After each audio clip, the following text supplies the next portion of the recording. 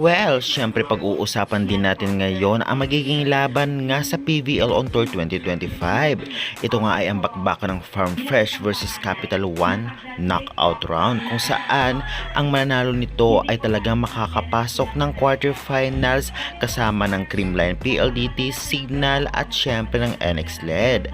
At syempre ang matatalo ay malalaglag na at mag-aantay na lamang para sa next conference. Kaya syempre napaka-importante nito dahil knockout round na tinatawag kung saan ay talagang ibubusan nila ang lahat para manalo.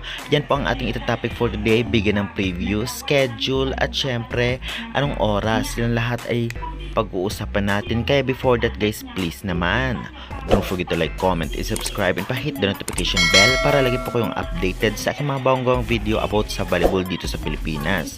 Maraming salamat sa support. Well, alam naman nating lahat na talagang malakas ngayon ang Farm Fresh at ang Capital One ay medyo may kulang pa sa kanila kung ating pagbabasihan ang mga karaang performance nila. Lalong-lalo pa, hindi pa nakapaglalaro si Micaela Belen sa Capital One dahil nga sa commitment nito sa Alas Pilipinas.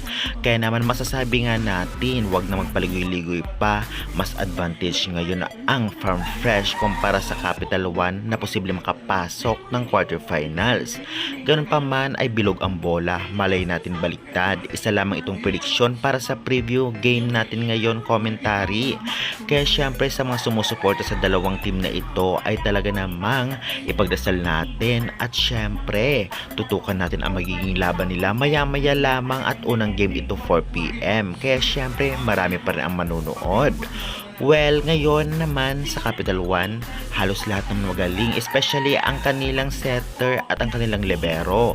Kailangan lamang ng magaling na opensa, hindi kagaya ngayon na dumagdag si Robens Hardy sa Farm Fresh at kitang-kita naman natin ang mga wing spikers ng Farm Fresh ay mga veterans at malalakas kahit ang kanilang mga middle. Kaya naman kailangan tapatan ito ng Capital One kung gusto nilang makasungkit ng panalo o maipanalo ang laro. Kaya naman syempre kaabang-abang dahil parehong team ay ibubuhos ang lahat ngayon para sa laban na ito. Syempre guys, knockout rounds ito at marami talagang manonood hindi lamang sa venue at kahit sa mismong online. Kaya guys, excited na ba kayo sa magiging laban? Sa tingin ninyo, anong team mananalo?